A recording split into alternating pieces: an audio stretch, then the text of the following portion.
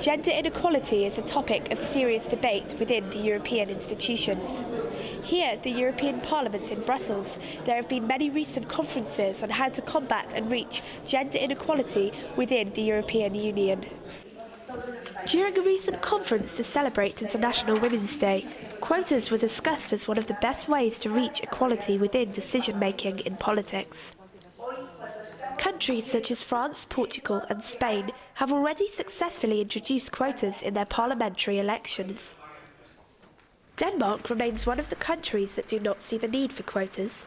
They currently have 38% of women in parliament, compared to an average of 23% in other EU member states.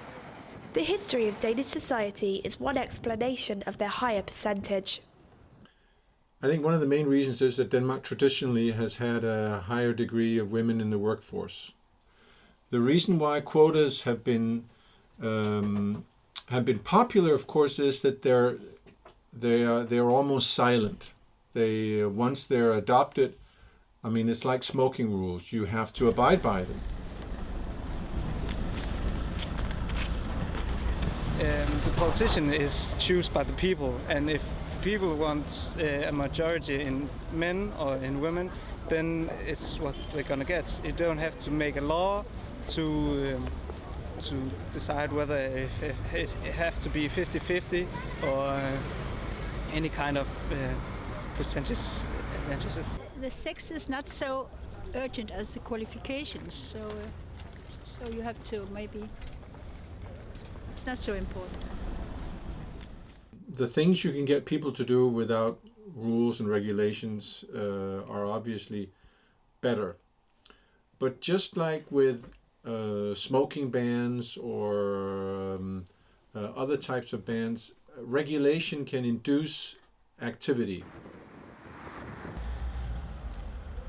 Here in Denmark there is a lot of women in the politics, and I think it's very necessary. So it's not only the men which have an opinion of something. It makes no sense to put a mathematic formula into a political issue. It makes no meaning.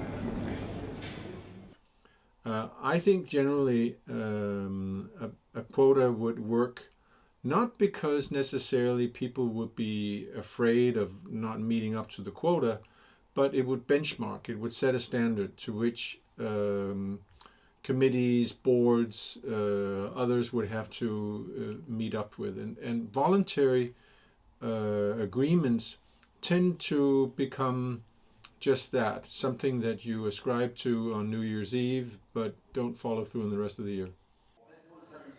The most effective way on how to reach these goals is still under great discussion. Bethan Williams reporting for DMJX at the European Parliament, Brussels.